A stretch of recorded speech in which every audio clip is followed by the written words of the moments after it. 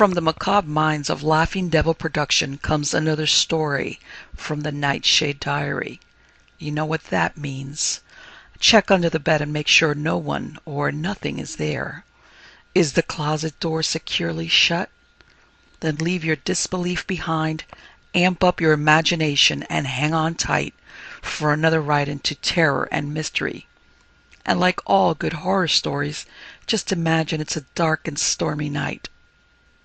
And remember, screaming like a little girl is permitted.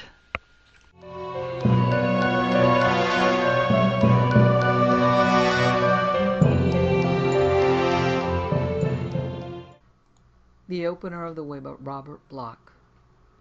The statue of Anubis brooded over the darkness.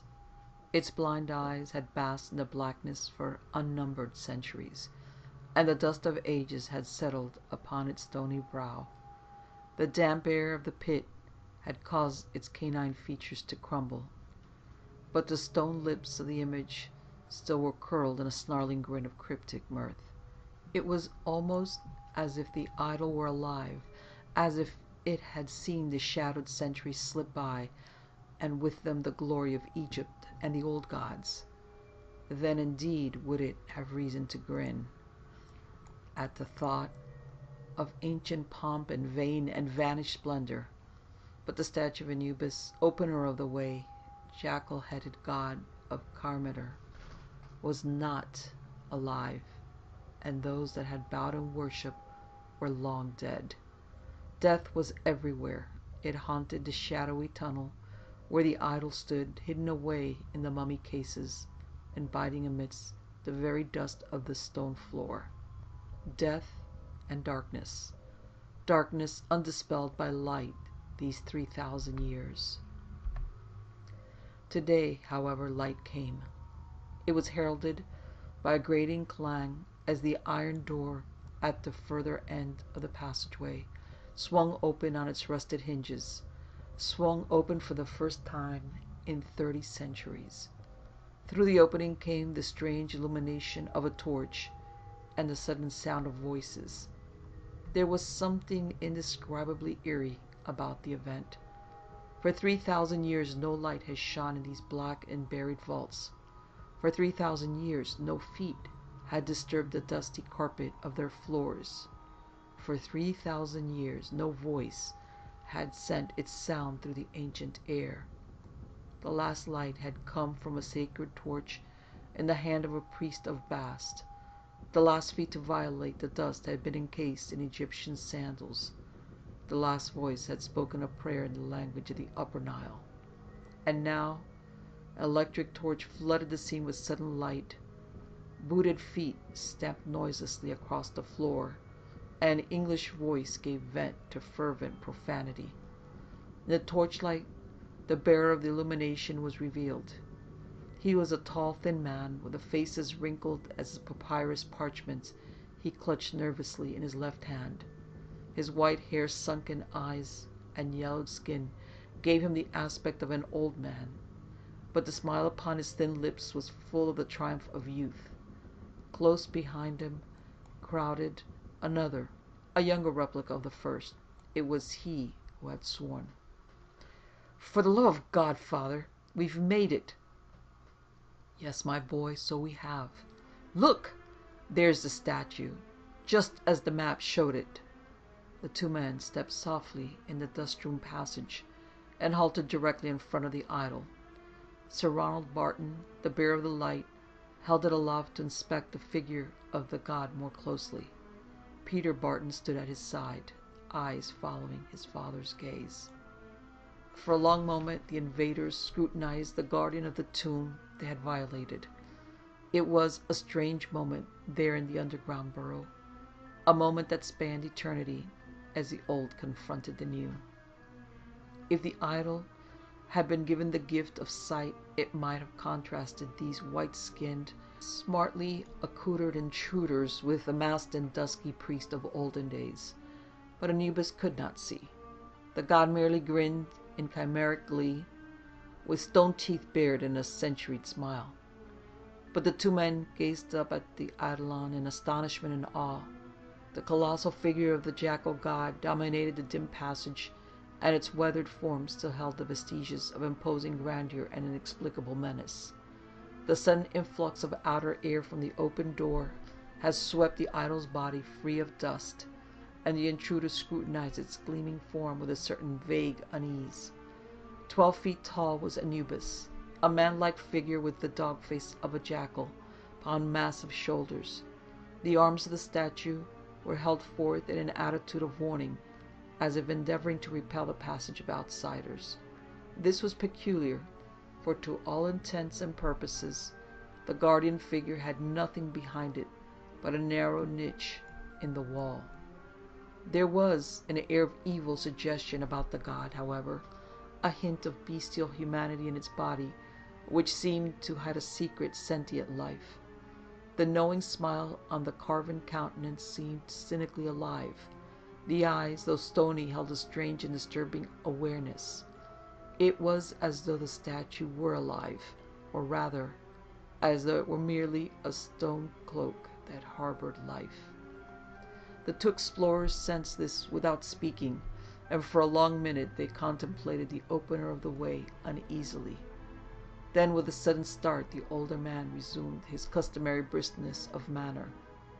"Well, son, let's not stand here gawking at this thing all day. We have plenty to do yet. The biggest task remains. Have you looked at the map?" "Yes, father." The younger man's voice was not nearly as loud or as firm as Sir Ronald's. He did not like the mephitic air of the stone passageway. He did not care for the stench that seemed to spawn in the shadows of the corners. He was acutely aware of the fact that he and his father were in a hidden tomb 700 feet below the desert sands, a secret tomb that had lain unopened for 30 creeping centuries, and he could not help but remember the curse. For there was a curse on the place. Indeed, it was that which had led to its discovery. Sir Ronald had found it in the excavation of the 9th pyramid, the moldering papyrus parchment which held the key to a secret way. How he had smuggled it past the heads of the expedition nobody can say, but he had managed the task somehow. After all, he was not wholly to be blamed, though the theft of expeditionary trophies is a serious offense. But for 20 years, Sir Ronald Barton had combed the deserts, uncovered sacred relics, deciphered hieroglyphics, and disinterred mummies, statues, ancient furniture, or precious stones. He had unearthed untold wealth and incredible, valuable manuscripts for his government. Yet he was still a poor man, and had never been rewarded by becoming head of an expedition of his own. Who can blame him if he took that one misstep, which he knew would lead him to fame and fortune at last? Besides, he was getting old, and after a score of years in Egypt, all archaeologists are a little mad. There's something about the sullen sun overhead that paralyzes the brains of men as they ferret in the sand, digging in unhallowed ruins. Something about the damp, dark stillness underground in temple vaults that chills the soul. It is not good to look upon the old gods in the places where they still rule, for cat-headed Bastis, serpented Set, and evil Amon-Ra frown down as sullen guardians in the purple pylons before the pyramids. Over all is an air of forbidden things, long dead, and it creeps into the blood. Sir Ronald had dabbled in sorcery a bit, so perhaps it affected him more strongly than the rest. At any rate, he stole the parchment. It had been penned by a priest of ancient Egypt, but the priest had not been a holy man. No man could write as he had written without violating his vows. It was a dreadful thing, that manuscript, steeped in sorcery and hideous with half-hinted horrors. The enchanter who had written it alluded to gods far older than those he worshipped. There was mention of the demon messenger and the Black Temple, coupled with a secret myth and legend cycles of pre-Adamite days. For just as the Christian religion had its Black Mass, just as every sect has its hidden devil worship, The Egyptian knew their own darker god. The names of those accursed ones were set forth, together with the orisons necessary for their invocation. Shocking and blasphemous statements abounded in the text, threats against the reigning religion and terrible curses upon the people who upheld it. Perhaps that is why Sir Ronald found it buried with the mummy of the priest. Its discoverers had not dared to destroy it, because of the doom which might befall them. They had their way of vengeance, though, because the mummy of the priest was found without arms, legs, or eyes, and these were not lost through decay.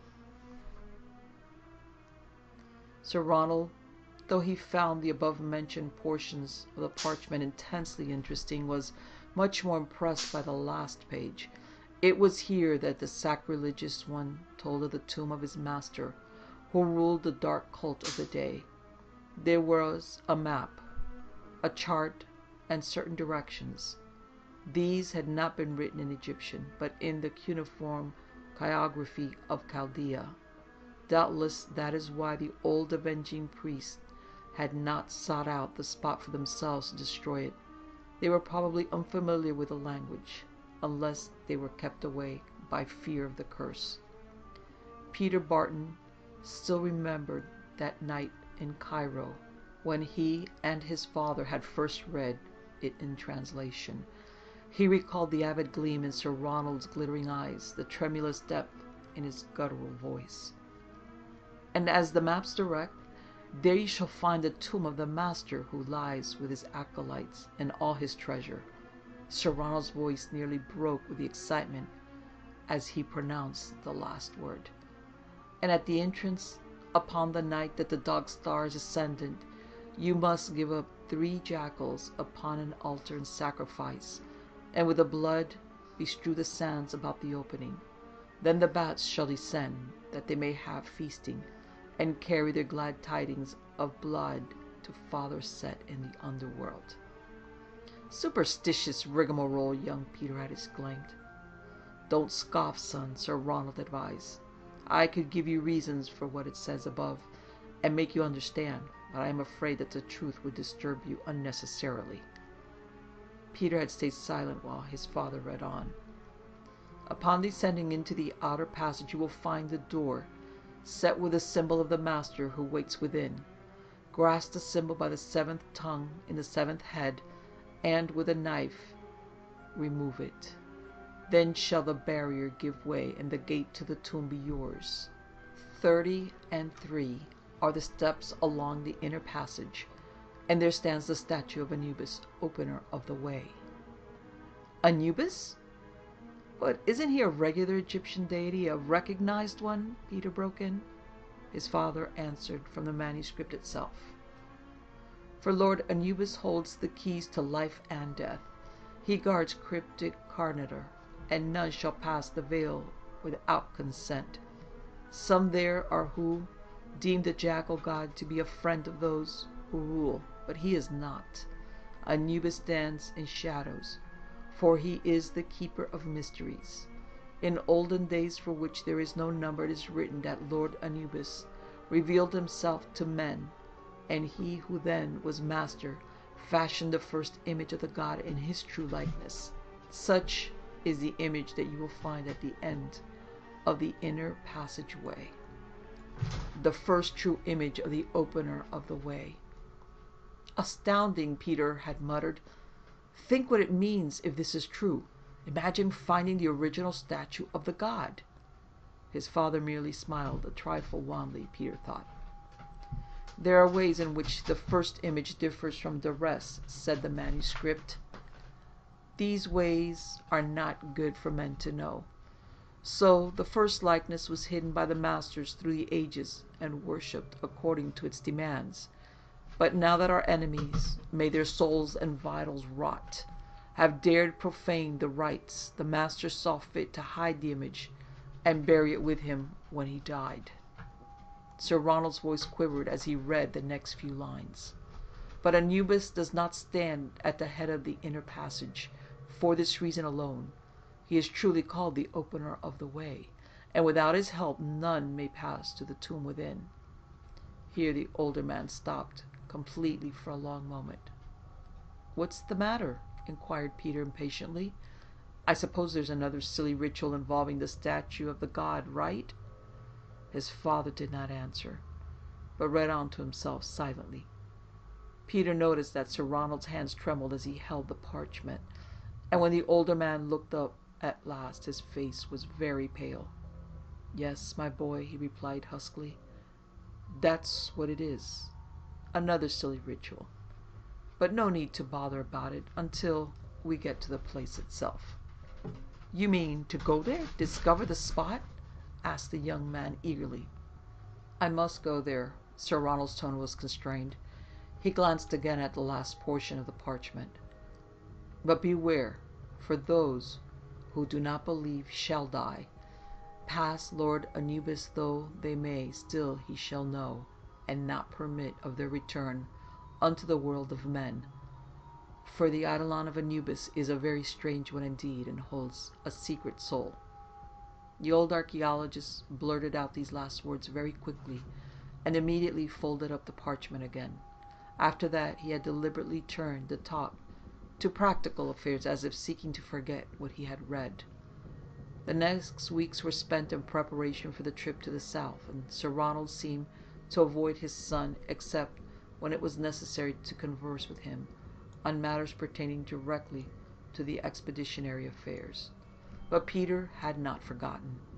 He wondered what it was his father had read silently, that secret ritual which would enable one to pass beyond the opener of the way.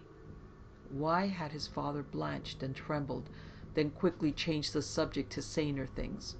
Why had he guarded the parchment so closely? And just what was the nature of the curse the manuscript mentioned at the last? Peter pondered these questions a great deal, but he had gradually dispelled his stronger fears because of the necessary preoccupation with technical details which the organizing of their expedition subsequently entailed. Not until he and his father were actually in the desert did his misgivings return, but then they plagued him mightily. There's an air of eon-spawned antiquity about the desert, a certain aura of the ancient which makes one feel that the trivial triumphs of man are as fleeting and quickly obscured as his footprints in the shifting sand. In such places there descends upon the soul, where somber soliloquies rise, unrepressed, to rule the mind. Young Peter had been affected by the spell of the silent sands. He tried to remember some of the things his father had once told him concerning Egyptian sorcery and the miraculous magic of the high priests. Legends of tombs and underground horrors took on a new reality here in the place of their birth. Peter Barton knew personally many men who had believed in the potency of curses, and some of them had died strangely. There was the Tutankhamun affair and the Pop Temple scandal, and the terrible rumors concerning the end of that unsavory adventurer, Dr. Stuckach. At night, under the spying stars, he would recall these and similar tales, then shudder anew at the thought of what might lie before him. When Sir Ronald had made camp at the spot designated by the map, there had been new and more concrete terrors. That first night Sir Ronald had gone off alone into the hills behind the tents. He bore with him a white goat and a sharp knife. His son, following, had come upon the old man after a deed had been done, so that the sand had been given to drink. The goat's blood shone horribly in the moonlight, and there was a red glare of corresponding violence in the slayer's eyes. Peter had not made his presence known, for he did not deem it wise to interrupt his father while the old man was muttering those outlandish Egyptian phrases to a mocking moon. Indeed, Peter was more than a little afraid of Sir Ronald, else he would have attempted to dissuade him from continuing the expedition. But there was something in Sir Ronald's manner which hinted at a mad, unthwartable determination.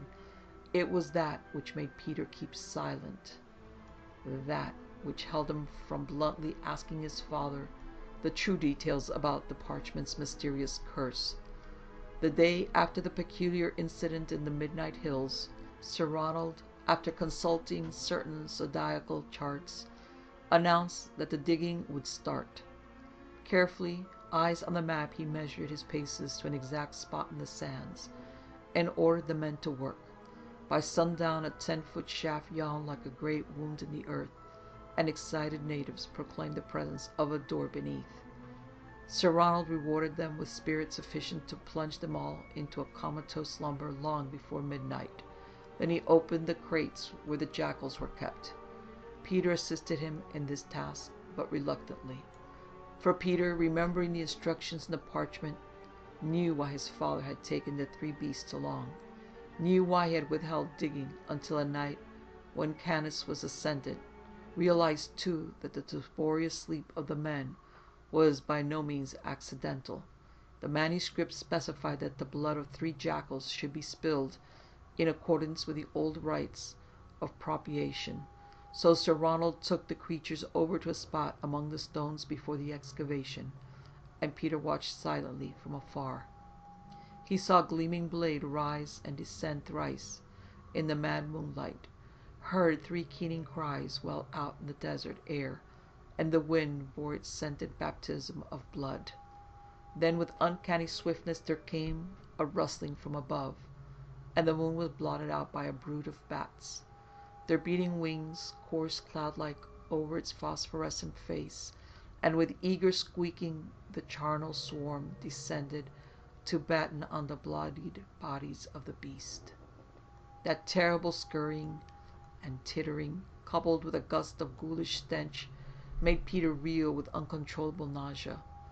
He had turned hastily away, but now before his eyes were assailed by the sight of Sir Ronald Barton, crouching obscenely over the jackals, his face and body nearly obscured by a swarm of circling bats.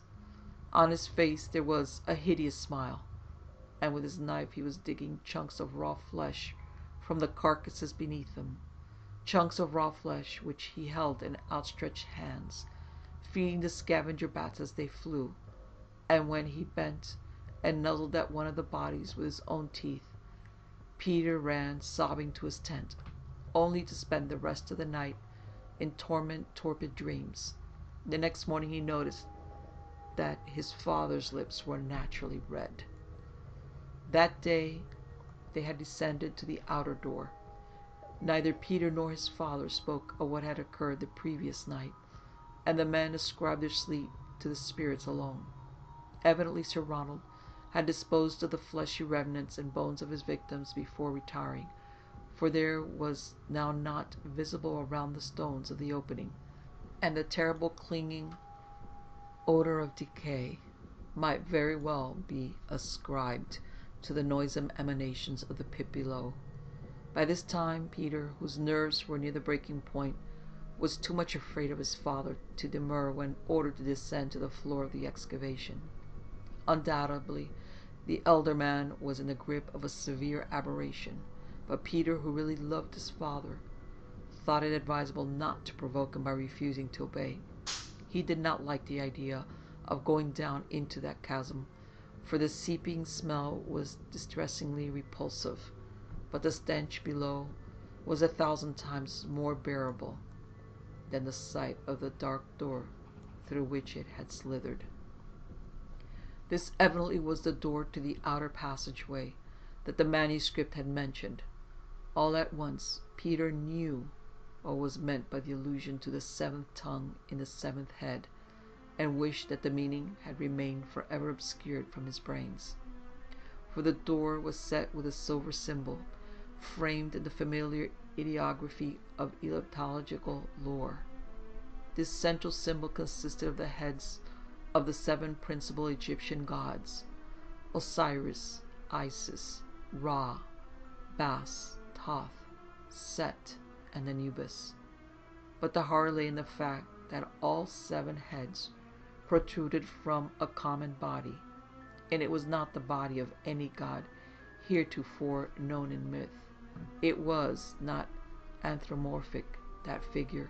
It held nothing that ate the human form, and Peter could recall no parallel in all the Egyptian cosmology or pantheon which could be remotely construed to resemble this utterly alien horror. The quixotic aberrancy it induced cannot be ascribed to anything which may be put into words. The sight of it seemed to send little tentacles of terror through Peter's eyes, tiny tentacles that took root in his brain, to drain it dry of all feeling save frantic fear. Part of this may have been due to the fact that the body appeared to be constantly changing, melting, that is, from one indescribable shape to another. When viewed from a certain angle, the form was that of a Medusa-like mass of serpents. A second gaze revealed that the thing was a glistening array of vampiric flowers with gelid protoplasmic petals that seemed to weave in blob-like thirst for blood. A third scrutiny made it appear that the formless mass was nothing but a chaotic jumble of silver skulls. At another time it seemed to hold a certain hidden pattern of the cosmos, stars and planets, suppressed as to the hint at the enormity of all space beyond. What devilish craft could produce such a baffling nightmare composite, Peter could not say, and he did not like to imagine that the thing was the pattern of any human artist. He fancied that there was some sinister implication of allegorical significance about the door, that the head set on the background of that baffling body were somehow symbolic of a secret horror which rules behind all human gods. But the more he looked, the more his mind became absorbed in the intricate silvery maze of design. It was compelling, hypnotic. Glimpsing it was like pondering upon the meaning of life, pondering in that awful way that drives philosophers mad. From this beguilement, Peter was roughly awakened by his father's voice. He had been very curt and abrupt all morning, but now his words were fraught with an unmistakable eagerness. "It's the place, all right, the door of the parchment. Now, I know what Prynne must have meant in his chapter on the Sarensic rituals, the part where he spoke of the symbols on the gate. We must photograph this after we finish. I hope we can move it later, if the natives don't object." There was a hidden relish in his words, which Peter disliked and almost feared. He became suddenly aware of how little he really knew about his father and his secret studies of recent years, recalled reluctantly certain guarded tomes he had glimpsed in the library at Cairo, and last night his father had been out there with the bats, like some mad old priest. Did he really believe such nonsense, or did he know it was the truth? "Now," the old man's voice was triumphant, "I have the knife. Stand back." With fearful, fascinated eyes, Peter saw his father insert the tip of the knife under the seventh head, that of Anubis. Steel grated on silver, then the latter gave. As the dog-like head slowly turned, as though actuated by a hidden pivot, the door swung open with a brazen clangor that echoed and re-echoed through the musty depths beyond. And musty those depths proved to be. A noxious, acrid scent burst forth from its long imprisonment. A charnel fetor. It was not the natron or spice-laden miasma common to most tombs. Rather, it held the concentrated essence of death itself. Mildewed bones, putrefied flesh, and crumbled dust. Once the first strength of the gaseous vapor had abated, Sir Ronald immediately stepped inside. He was followed, though much less quickly, by his son. The 33 sloping steps along the corridor were traversed as the manuscript had foretold. Then, lantern in hand, the old man was confronted by the enigmatic eidolon of Anubis. After the first dismaying scrutiny, during which Peter had uneasily recalled these memories of preceding incidents, Sir Ronald interrupted his son's reverie and spoke. He whispered there before the giant statue of the god that seemed to frown down upon the putiness of men with baleful, conscious eyes. Some trick of the lantern light seemed to change the contours of that stone countenance. Its chiseled grin was transformed into a gloating, leer of mirthless menace. Yet the grim apprehension this aroused in Peter was soon overpowered by more acute fright when he heard his father's words. "Listen, boy. I did not tell you all that the parchment revealed to me that night. You remember there was a part I read only to myself. Well, I had reason for not letting you know the rest then. You would not have understood, and probably would have refused to come here with me. I needed you too much to risk that. You don't know what this moment means to me, my son. For years I've worked and studied in secret over things which others scoff at as superstitious fancies. I believed, however, and I have learned. There are always lurking truths behind every forgotten religion, distorted facts which can be rationalized into new concepts of reality. I've been on the trail of something like this for a long time. I know that if I could discover a tomb like this, it must surely contain proofs which would convince the world. There are probably mummies within, the bodies of this cult's secret leaders. That's not what I'm after, though. It's the knowledge that's buried with them, the papyrus manuscripts that hold forbidden secrets, wisdom the world has never known, wisdom and power." Sir Ronald's voice was shrill with unnatural excitement. "Power. I have read about the inner circles of the Black Temple, and the cult that was ruled by those designated as masters in this parchment. They were not ordinary priests of magic. They had traffickings with entities from outside human spheres. Their curses were feared, and their wishes respected. Why? Because of what they knew. I tell you, in this tomb, we may find secrets that can give us mastery over half the world. Death rays and insidious poisons, old books and potent spells whose efficacy may bring a remnants of primal gods again. Think of it. One could control governments, rule kingdoms, destroy enemies with that knowledge. And there will be jewels, wealth, and riches undreamt of, the treasure of 1,000 thrones. It is quite mad, Peter thought.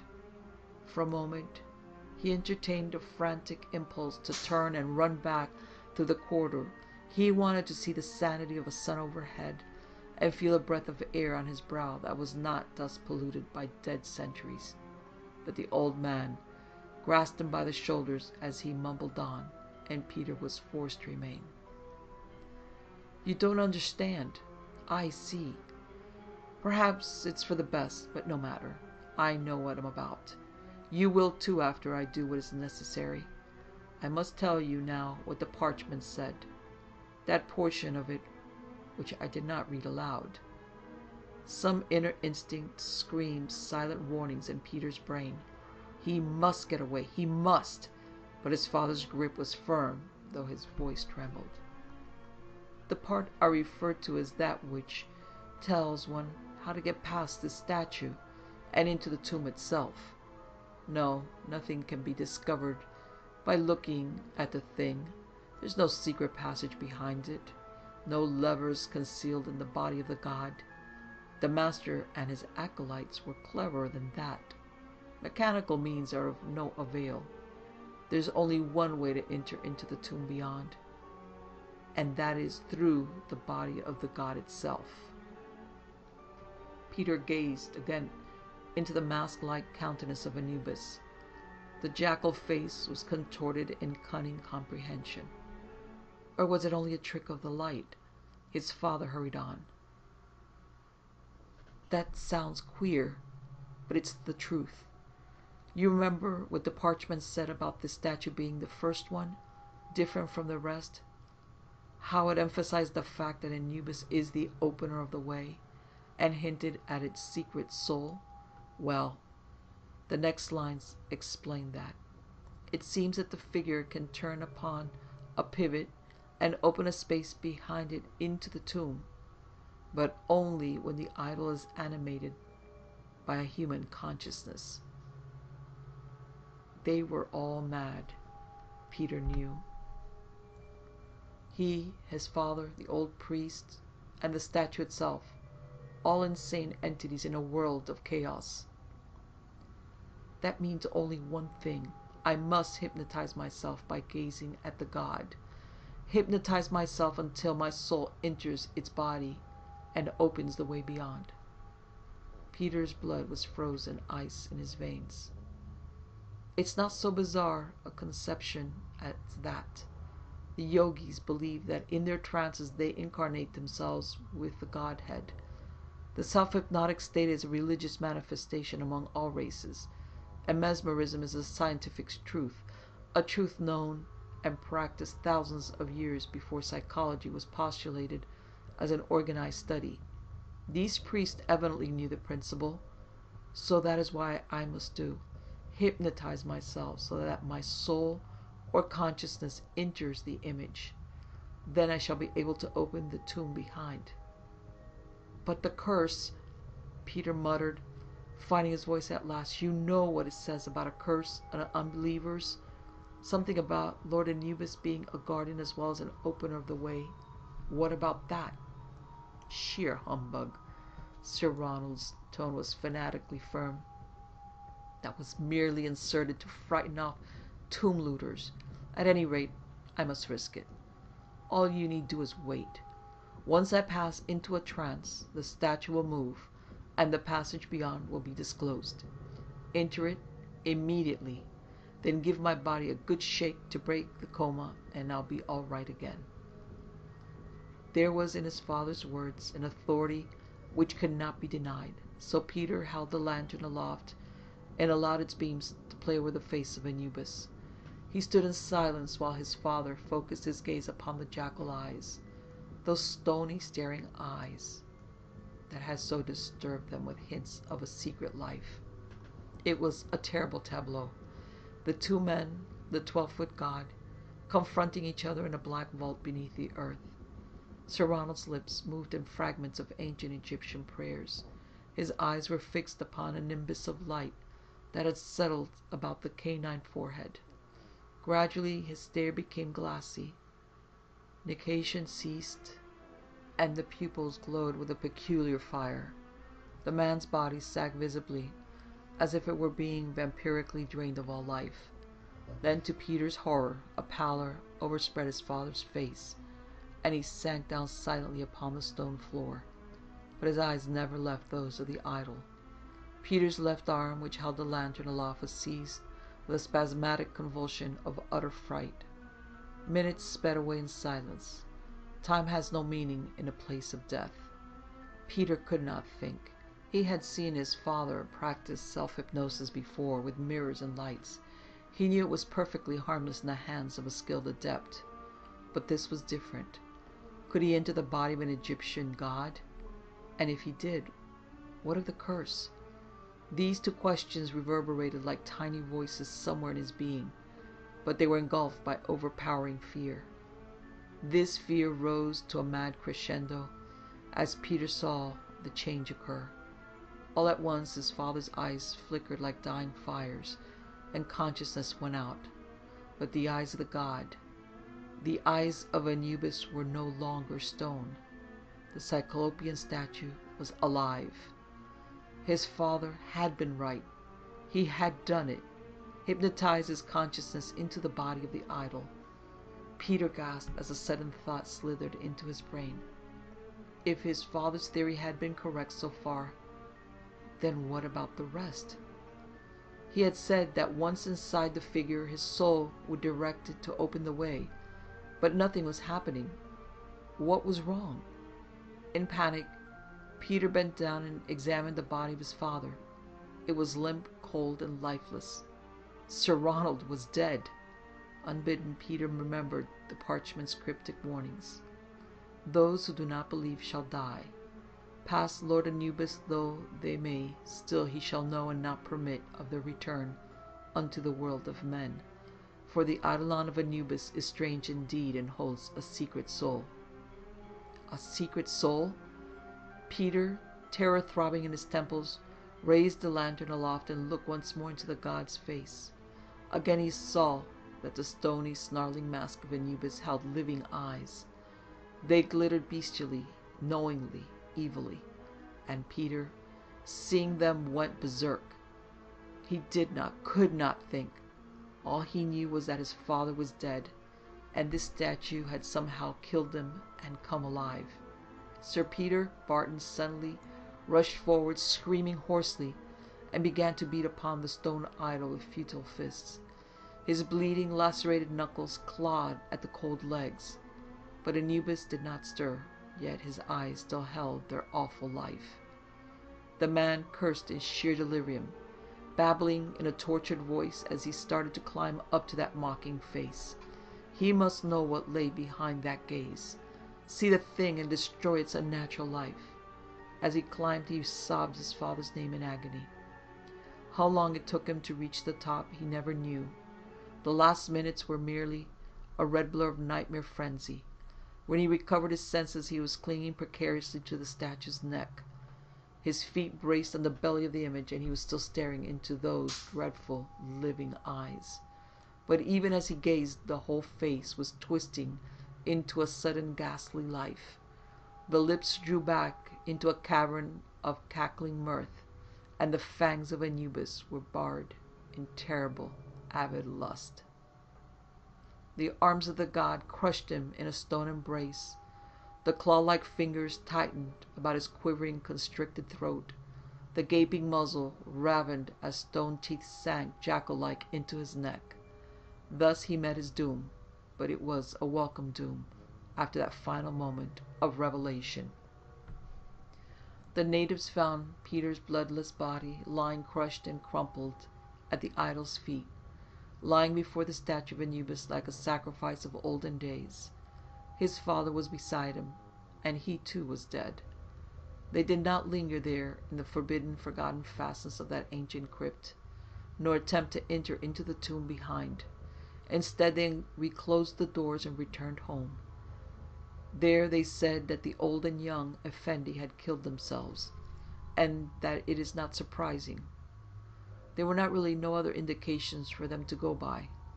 The statue of Anubis stood once more serene in the shadows, still grimly guarding the secret vaults beyond, and there were no longer any hint of life in its eyes. And so there is none who knows what Peter Barton knew just before he died. None to know that as Peter went down into death, he stared upward and beheld the revelation which made that death a welcome deliverance. For Peter learned what animated the body of the god, knew what lived within it in a dreadful, distorted way, knew what was being forced to kill him, because as he died, he gazed at last into the living stone face of Anubis, the living stone face that held his father's tortured eyes.